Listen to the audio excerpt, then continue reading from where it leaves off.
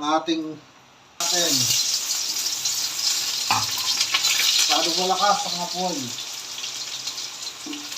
Lagay tayo ng alamang.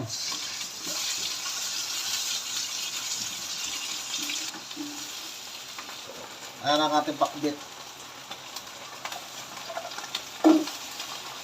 Buhos na natin. Kunti lang, papalambutin lang natin yung gulay.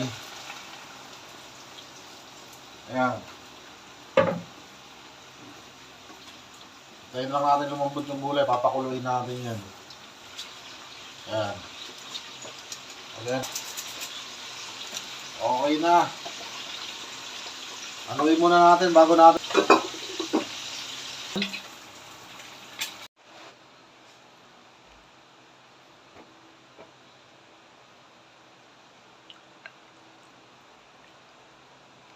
Ayan ang ating pakbit, luto na. Ano pang hinihintay nyo? Tara, kainan na. Ayan o. Tsaka yung partner natin, Gigi. Ayan.